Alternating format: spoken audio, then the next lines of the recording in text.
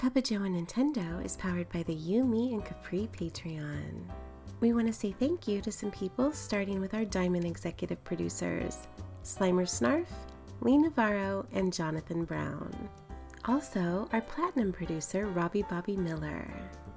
And then to our Gold level patrons like James Johnson, Gene K, Skinny Matt, Ashley Nicholson, Aaron Gropper, Trucker Sloth, Argo, Ryan Turford, Egg Shen, and Sony for Life.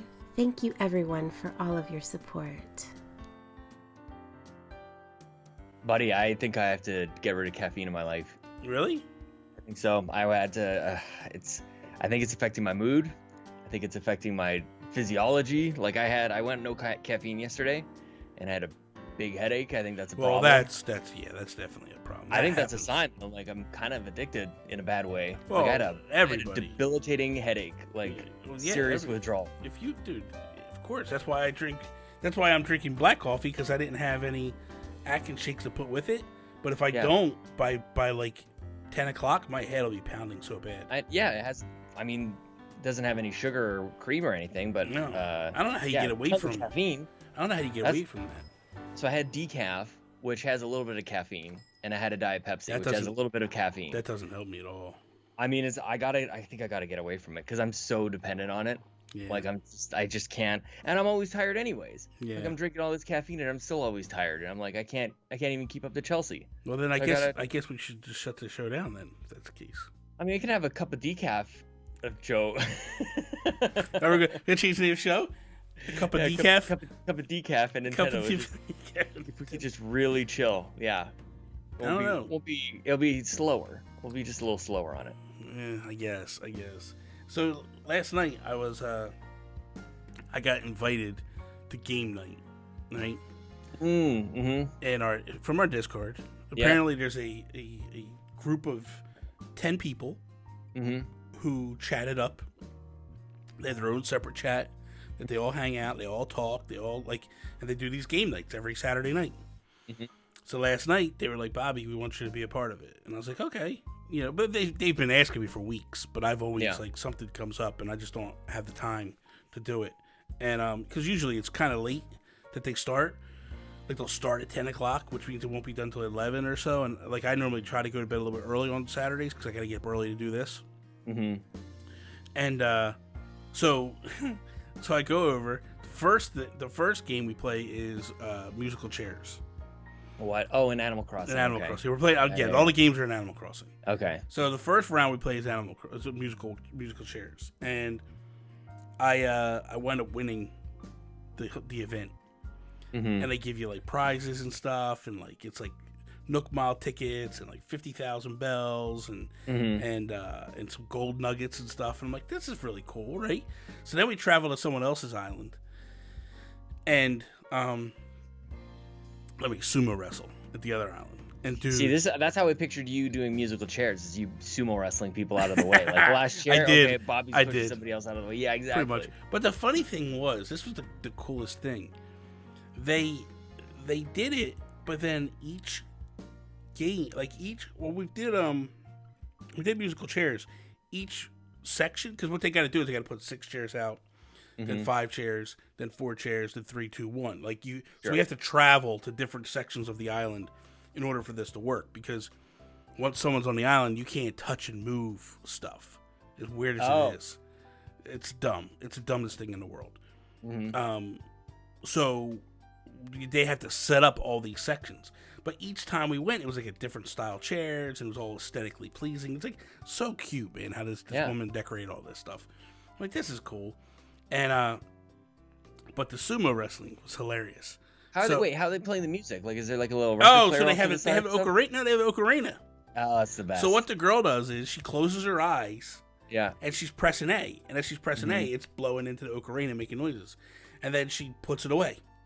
Yeah. And when she puts it away, you'll hear a sound that puts it away. You have to dive into a chair. I love it. And everybody's on voice chat, so it's so hilarious, man. And then we're all talking and stuff. We're all hanging out. It was so much fun. And so I wound up winning that. And then we go and we do sumo wrestling, right? But everybody's got to go home first. So they kick everybody out of the island first. Then the person who's hosting the next event, she's got to create a dodo code. So she does. She passes the dodo code through the chat, and everybody's coming, right? Mm-hmm. And I go home because there's a bunch of people got to go first. So I'm like, whatever. I'll take time. I'll clean up my inventory. I'll get changed. I dress up as a wrestler. I got like a lucha libre wrestler because they have a bodysuit you can wear. It looks all muscular. Yeah. So I got the bodysuit on, and then I got the lucha libre, the luchador mask on, these big boots on and stuff. And I came in, and they all start roaring laughing, and they're like, "Oh my god!" They're like, "What is wrong with you?" I'm like, "I love it. I love it. We're gonna dress up. Gotta dress the part, man. You gotta be part of the part." So, do you have any idea of like how many things there are still left to collect? Like, do you have any sense of like, are you like halfway there? Are you like not even close? No. So here's the thing. My focal point is and always will be the museum. Sure. My presence. Let me say this correctly. My whole game plan in that game is to complete the museum. So once that museum is done, that to me is when Animal Crossing is pretty much complete. Then it's kind of like tinkering around and doing stuff at that point. Like the whole gist of like fishing and bug catching only becomes a financial means anymore. Right. It doesn't really necessarily mean anything other than that for me anyway. Mm-hmm. So I've always been where I just, go in, do my stuff, and then get out. Like when after I do the museum. So I don't know what's going to happen here. They've done some updates. So they did the swimming update, and I'm enjoying that. That's a lot of fun. Like the weird thing is you could actually jump off of anything into the water, which wasn't the way it was in New Leaf. New Leaf, you had to walk to the shore, press A, and then you would wade into the water, and you could swim to where you wanted to go. This, you can actually jump off, and you could jump off any height. So you could be a 3-tier cliff and jump off into the water.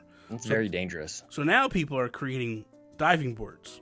Oh, I love it. And they're climbing up to the Olympic third tier. Style Yeah. Oh, because there's one, every island has this peninsula that goes right up to the water. And you can terraform it. Because you can't terraform the beach. Just that. So everybody's got this area where they raise it up 3 tiers. Then they're putting the inclines up so they climb up to the top and then they run and jump off into the water. So funny. You need to score people they have the judges on the other side all in their chairs and everything. What would be amazing is if you could actually pose or emote as you're diving in. That would be hilarious if you could. But you can't right now. You just kind of like cannonball style in. It's not like that. Like the legs go up, you dive in. It's so funny, man. But I didn't think I didn't think that the diving would be so fun, but it actually is. I don't know why. It's just because it sounded like you're getting what you got before with New Leaf. It's a slow rollout. So it's kind of treated like in Splatoon fashion, like slow rollout with everything. The assumption is by the time 2 years is up, we'll basically have the complete game that was intended. Sure. I just don't know how this is. They get away with this. You know what I mean? I've been saying that for a while, but yeah. But because the weird thing is this, okay, let's just say hypothetically that this can't be the game that was intended. The one that shipped day one, right? Right. You had to have, you're going to tell me that this game is not complete to 2 years? What you're going to tell me is, what you're going to try to tell me is that you spent 6 years building this game, and the game that you shipped us day one is what you worked on for 6 years. That all this extra stuff wasn't pulled out of the game. I mean, I don't know. I don't buy it. I have no idea, but I like to think that what they actually spent the time doing is building something that is stackable.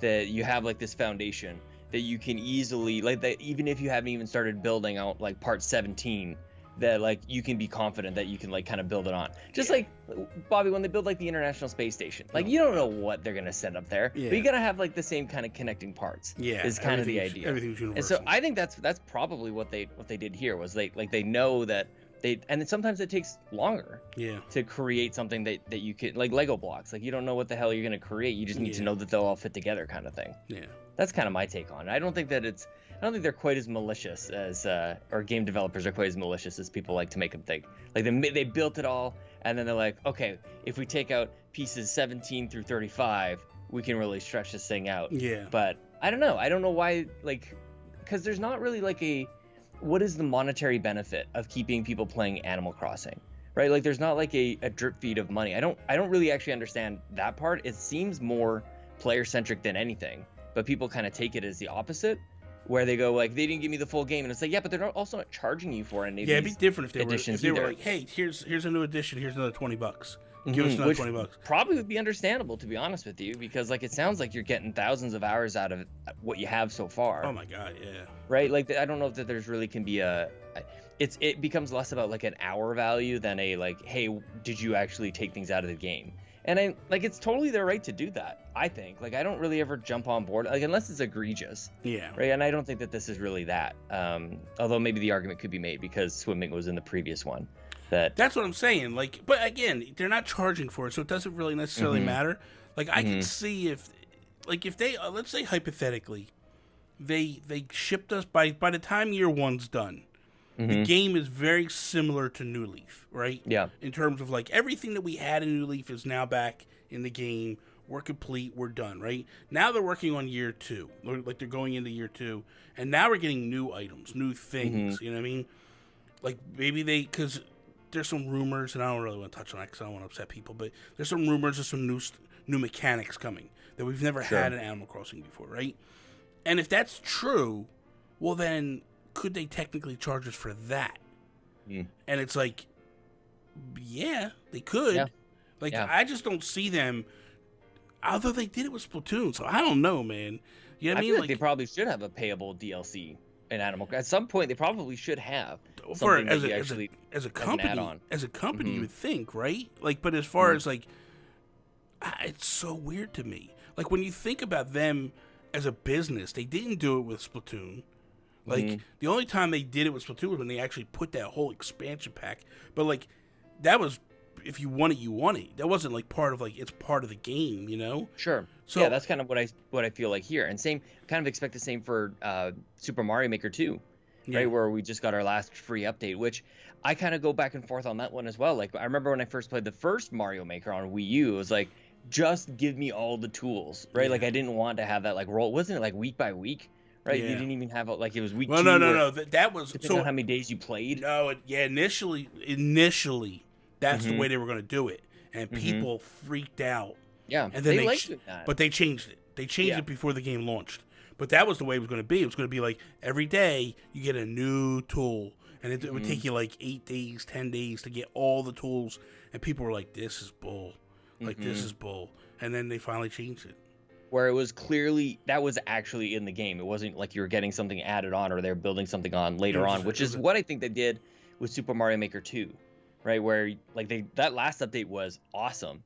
And in that case, like, it really does get people like excited and talking about the game again. In which case, like, to my previous point, like, maybe that's why they do these free updates, because it gets people talking about the thing. It reignites and maybe gets other people buying in. Like, oh, I didn't think that there was enough, but like that tool or that, like, I wanted to dive and I couldn't dive before, so maybe that gets me in later. True. So it gets different like jumping points, pardon the pun. And then it gets them to the point where like, hey, let's buy new consoles, let's buy new games because we want people to have this. Yeah, you're probably right. Because I mean, come on, dude, they got 50 million Switches in the wild, and they've sold about 15 million. That's copies of Animal Crossing. Probably more than that now, but so of course you're always looking to sell more copies. You know what I mean? Like, obviously there's people that are buying the thing. It's out there. So I don't know, man. It's very interesting. I want to compare something real quick. So Last of Us 2 did what, 4 million units the first weekend? Was that correct? I don't even. Yeah, it was something the first couple days, anyways. First couple days, 4 million units. And they're a lot of people are like flipping out that it's like astonishing, but I don't know that was better than Animal Crossing. I think it depends. This is where things get a little bit silly, and I don't have my Excel spreadsheets around to really compare, because it's like they'll compare like the first like 20 hours versus the first like 36 hours versus the first 72 hours or whatever. And so somebody's winning at one of those milestones, right? Like nobody's talking about, we don't have, I don't think we have a comparison on like the first 7 days for both games. So I think Last of Us people jumped out at like the first 30 hours or something. It's faster than Animal Crossing because at that mark they had maybe 4 million and Animal Crossing had like 3 point, I don't know what it was. So I mean, it's kind of crazy because those games are so diametrically opposed. Like they're so opposite. Like one is just like this play it forever happy game, pretty much everybody who plays it loves it. The other is like just run for your life and you're probably gonna hate yourself for playing it. But the reason why I bring that up is we got into this weird area where people were like, this is so stupid for companies to make exclusive games because you're limiting yourself to one console rather than 3 consoles, you know? And it's like, yeah, but this now is showing that this is proof that you need console exclusives. Oh, yeah. Especially with a game like Animal Crossing that actually sold consoles and actually put them out of stock where you can't find them anymore. Like, the pandemic had part of the problem with that, but the fact that people bought out what was already in stock to go get this game speaks massive volumes, you know? I think it puts a huge amount of pressure on exclusives, right? Where, yes, you probably could sell more if you kind of put it across a number of consoles or platforms, but you pretty much have to sell like 10 million copies. Now you have to, right? Now you have to. That seems to be the mark, yeah. Because it's like, imagine if Paper Mario comes out, right? And now this is the return to form Paper Mario, right? We're not really sure what that exactly means. I think there's people that are just like, well, it doesn't look like return to form. I think what they're getting at is, hey, man, this is now a true RPG. Like, that's what the original ones were. There's no gimmicks. There's no paint cards or cards you're dropping. It's a true stickers. RPG, right? So if this game doesn't sell, you figure if this game doesn't do 3 to 4 million the first weekend, it's a flop, right? I mean, okay. So I think that there's also like tiers of exclusives as well. Like The Last of Us is like, it's like Sony equals The Last of Us, right? It's like Xbox equals Halo, and for Nintendo, it's kind of like they actually have a bunch where it has that top tier. It's like Mario, Zelda, now Animal Crossing, Smash. Like you've actually got a bunch where you're like probably should be expecting 10 to 15, maybe more. I don't even know. And so, but I don't know if Paper Mario is that. Right, like I don't know if Paper Mario is like right up there. If 10 million is the expectation, like what was Luigi's Mansion? But to be like fair, 13 million. But to be fair, Sean, people didn't think Animal Crossing was that either. I know. I don't know, man. I just like why not set yourself up for like to be blown away and to have your expectations kind of exceeded? Yeah. Because I don't think Paper Mario is that, and especially just with like the trend, it's not like Animal Crossing, the New Leaf sold like crazy, right? Like when it came out, it was actually hard to find in stores. Like I remember shopping around with Chelsea, like we couldn't find it. We had to go from like EB Games to Best Buy. We actually found it at Future Shop back when that was still around. And I don't know, man. People are kind of like iffy on Paper Mario. I didn't think they like it, right? But they've been disappointed before. So but there's 50 million plus Switches. There isn't really a lot of games coming out. Which I'm grateful for because I'm just about done Xenoblade. I'm in chapter 14. I think there's 17 chapters, Bobby. It's gonna happen. And like I'll be picking up Paper Mario. Like when they drop, you pick them up, right? Like there's kind of like this nice balance, but that everybody's been complaining on Steam or PC or Xbox or PlayStation, where it's like there's way too many games. And I think this is actually the year that Nintendo is having is proving that it's going all the way back to the original like NES days, where just be a little bit choosy about what you release, and it will resonate with people. You can't just release any old game. You know what's funny? Like, it's so weird, but this year for Nintendo has absolutely reverted back to the Wii U era. Where it's just Nintendo producing games. They're coming out once every couple months, and it's like, whatever. That's a good point, actually. We'll probably be expecting a little bit more of that over the next year as the new consoles come out, where, the third-party situation is going to be it's got to be a little bit more dire. Although, like, the indie situation is quite a bit different now. Yeah. Where indie games, I think there were still indie games on Wii U, but like indie games now are great. Yeah. Like they are legitimately very, very good games. Not to say that there weren't some. Yeah. I think Shovel Knight was a really good example. Yeah. But like you get a lot of Shovel Knights now. Like, Yeah. there's quite a few. So I think people can be like, they can rest easy on the Switch front, but I would be very shocked if we were talking this time next year and we don't have like a new Switch or something. I was watching Some sort of Pro. That's the thing. I was saying it to Carrie the other day. I'm like, man, we need a Switch Pro, because the thing is like with Animal Crossing, when you go to certain islands, there's a lot of pop-in where like these towns are so massively built that it's legitimately like overloading the Switch, and it's like, this is crazy to me. Yeah, that this is too happening. much. But it's too much. It's amazing. It's amazing. Bobby, can you remind me? Because I'm about to finish Xenoblade. I've entered into a bit of a. Garrett Bland, he calls it a competition. It's not a competition, especially when I'm winning so badly. I'm just kidding. We message each other to the point where it's like, I'm at chapter 13. I'm level blah blah blah. I'm this many hours in, and I've been catching them this last little bit, and I've also beaten The Last of Us 2, so no big deal. So I'm about to beat it. Not the point of the story, Bobby. I'm about to beat it. What should I do next? Should I jump into 2 or X or something like what? I mean, if you're gonna go a game, I would go 2. Okay. I would go 2. And it's an actual like direct sequel. Like it's not like one of these like Final Fantasy sequels. Like is it? I still like. I know nothing about 2 actually. Like 2 is it still Shulk? No. What? There. If I'm not mistaken, the DLC that came out. Yeah. Does have Shulk in it, if I'm not mistaken. Right, that's included in the definitive. In the definitive edition. And I think it kind of like ties. No, not for that. Not for that. I'm talking about for Xenoblade Chronicles 2. There was an additional DLC which takes it further into history of. So Xenoblade Chronicles 2 comes out, different protagonist. His name's Rex. What? And so you have the battle system's the same. It's a storylines make a lot of sense in terms of like comparing the two, right? And then, but the DLC that came out is a prequel to that, and I think Shulk ties it. And I think they tie the two together somehow. But dude, don't think for a minute that because Shulk's not in it, it's not a good game. Okay, it is unbelievably good. Is it really? Yes. Storyline, you get it's.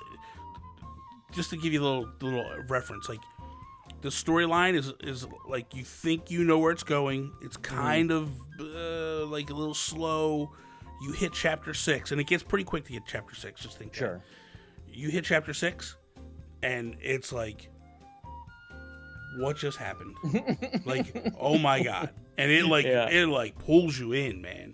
Hardcore. It's good. Well, I'm captivated by the entire thing, man, and like just the progression of even just like where you are on top of these two like monolithic like creature things that are like dead. Yeah, I think they're dead. So, oh my god, dude, I'm having a great time. I can't believe that I'm actually like at the tail end of a JRPG. Finally, I've been wanting to do this for a long time, and it's like this is the year to do it. Like I wanted to tackle gaming in a different way in 2020, and this is an example of that. What I would say for you is this: beat this game. Go play Paper Mario. Yeah, I think it'll be perfect timing actually. Then go play Xenoblade Chronicles 2, because I think you need a little bit of a break between the two. Oh, for sure. You know, you're talking about. I'm at this weird point where I'm looking forward to beating it because I want to be able to say like I beat it. I want to see the resolution of the story, but like. I still enjoy the game. Like the game is as repetitive as it is. Yeah, the game like is good. In terms of like the battle system and the grinding, like it's still somehow like rewarding. Yeah. And they're introducing like new characters all the time and a lot of different the crazy thing with that game is like you're in the wild, right? You're in the wild, you're doing whatever, and then you can see the level of enemies, what they are. Right. So you know, like, hey, I'm not gonna mess with these guys right now. But I hate when you are battling and somehow one of those outer skirts enemies dive in, and it's like this battle's done. This battle's done. I'm over. You know, it's pretty ingenious how they do it though. I know it's pretty good, man. I'm ready for Paper Mario 2, but in the meantime, I can play Tetris 99, with my Xenoblade song and whatever player icon. I got it, no problem. I will say this. I said it to you before. I wasn't really a fan of Animal Crossing one. This one I like. I like this one a lot, man. The music is perfect. The sound effects. I haven't unlocked it yet. I got about 30 points, so I'm going to do that today. I'll unlock it today. I love when they do this. This is so fun, man. It's so fun. And it makes it like actually makes sense that Tetris 99 is a Switch exclusive. Yeah. Like that you have like these Nintendo properties that are getting the whole theme and everything like that. Like they're so good. And I bought the DLC. Like that's the game that I'm like, I just play these games so much that I need to throw them some money. Yeah. Oh, I did too. Yeah. I did too. Yeah, because you want to play by yourself. You can play. I like when you can do the battle mode by yourself. Like you play the computer. Yeah, up against computers. Yeah. So you can kind of learn the system and it's just fun. feel what it's like to get to. Because like, I'll be honest with you. I basically turned around and I was like not really sure of the mechanics, because you could like you could battle certain people. I could not figure that out for the life of me, dude. Same. Yeah. And then when I played the computer by myself, I was like, oh wait a minute, I got it. I got you, because it's a little bit slower paced with the computer. Right. They're not like 5 people attacking at once. It's like it's crazy. It's crazy. So yeah, man. But yeah, I like it. I'm liking it. The one thing I want to say to you real quick before we wrap up is before I gotta get you out of here. So, but before we do that, I wanted to say to you this. I don't know if you saw anything with arms in Smash. No. Did you see the way this character plays? No. Is it good? Oof, dude, Min Min can almost punch halfway across the screen. Halfway across, and at some points 3/4 of the way. And it's like it's basically changed the dynamic of this game because people are like, how do we defend against this?